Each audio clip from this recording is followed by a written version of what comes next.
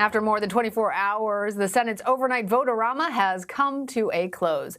The evenly split Senate has voted to pass President Biden's $1.9 trillion coronavirus relief package in a vote of 50 yeas to 49 nays.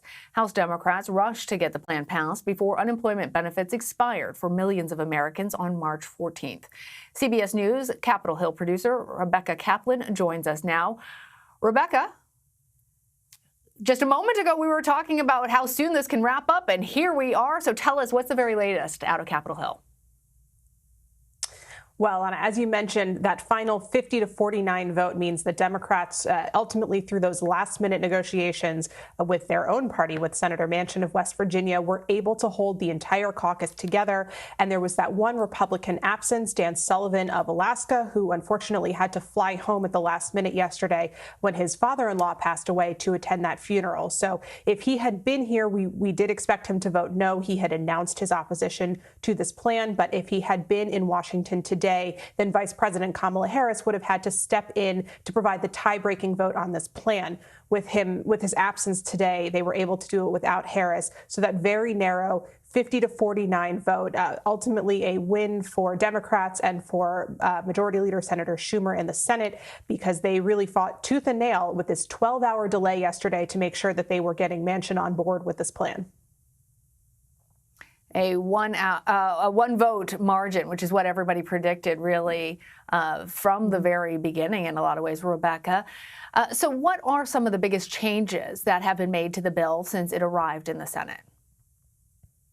The two biggest changes that we saw, one was this big change on unemployment checks that was the subject of this 12-hour-long negotiation yesterday between Manchin and his fellow Democrats, and even some Republicans who were trying to get him to hold off on supporting this bill because they knew that he was their best avenue to kill this plan. So unemployment checks, when the bill came to the Senate, were going to be $400 a week. Now that amount is lowered to $300 a week. In this original negotiation that Senate Democrats tried, they were going to extend those unemployment checks through mid-October, so the Senate wouldn't be up against a tight deadline at the end of summer when they are typically out for the August recess.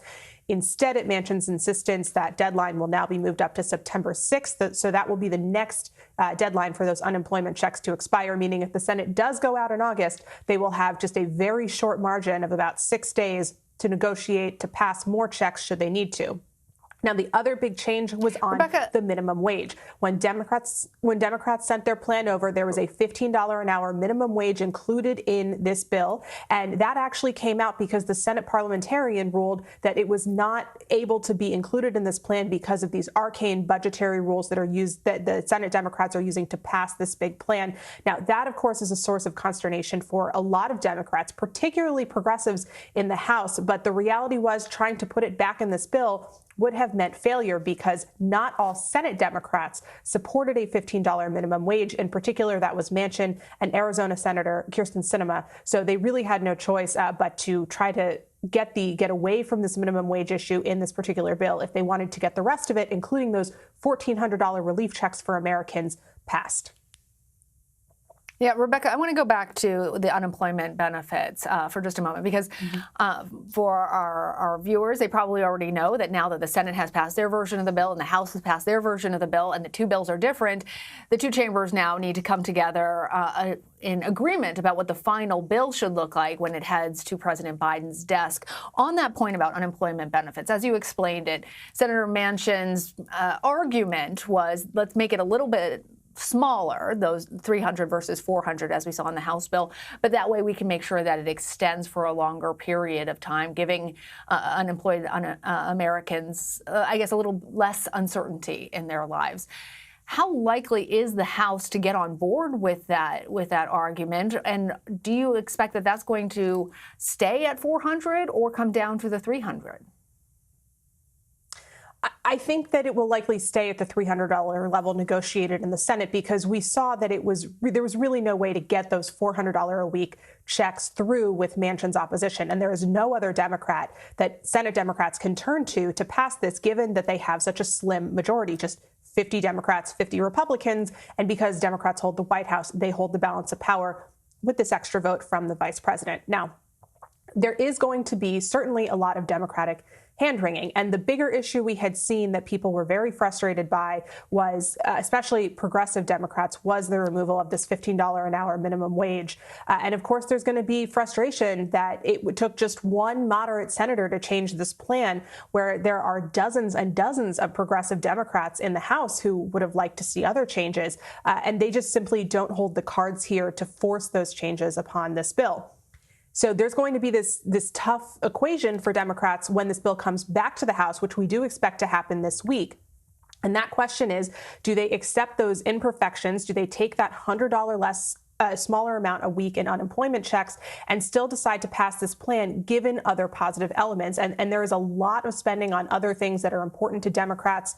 Those $1,400 one-time relief checks, as we've heard from Americans who have talked to CBS News throughout the past few weeks, are critically important for their survival at this point for many people who have lost their jobs, who are behind on rent, who are facing medical expenses that they need to deal with, particularly as a result of COVID-19. Those checks are incredibly important and are hugely popular with the American people. So there's going to be a lot of pressure, I think, on House Democrats to get behind these changes and move forward with the bill, because so much of the rest of the framework that they wanted is still in place. But the thing is, all of these negotiations happened on a Friday afternoon, really extending late into Friday night. We did not have a final deal until close to midnight on Friday on what these new unemployment insurance benefits would look like, which means that we haven't really had that much of a chance to hear from these House Democrats about what they think. And with the bill only passing a few minutes ago, we still are going to have to wait to see. I've heard some initial rumblings from progressives who are unhappy about this change,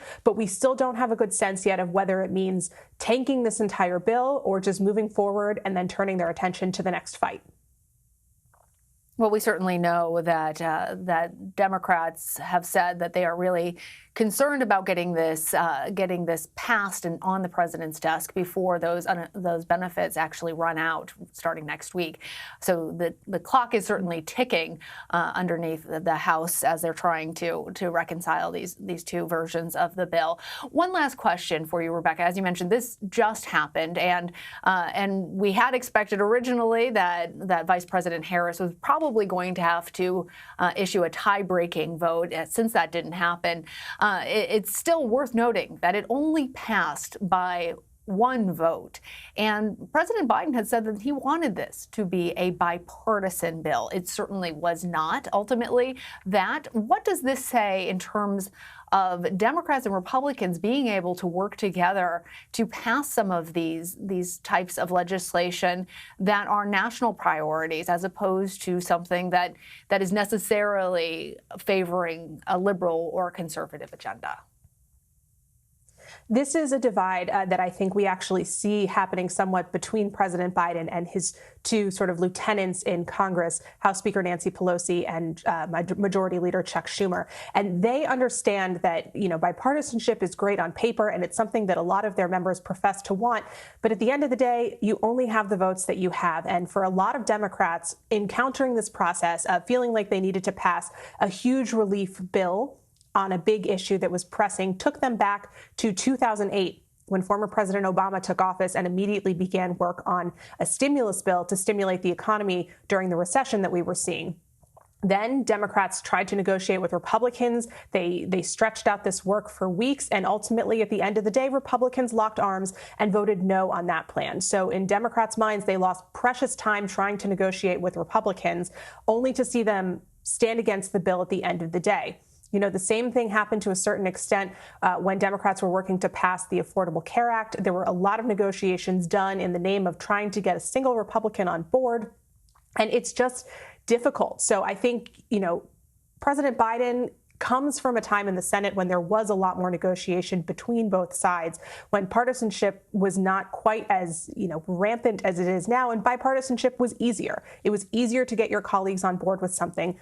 And the problem is now that's just not the political reality anymore. Democrats have these slim margins. And for so many of them, with the lessons of the past 10 years, even though Biden was in the White House during that last fight as vice president, has just taught them you can't be so taken with this idea of getting Republicans on board that you water down your ideas and you let this drag out for longer and stop this relief from getting to people when it means you're going to end up with a watered down version of your bill and no Republican support. So for a lot of Democrats on the Hill, it just wasn't worth waiting for their Republican colleagues to get on board. And I think we saw through this process that, the president himself seemed more interested in negotiating with Republicans on this bill than Senate Democrats, for instance, did, and certainly more interested than House Democrats did, where there's just a lot more partisanship in the House just because of the makeup, and so many people come from these very red or very blue districts. It's harder to find agreement on these big issues.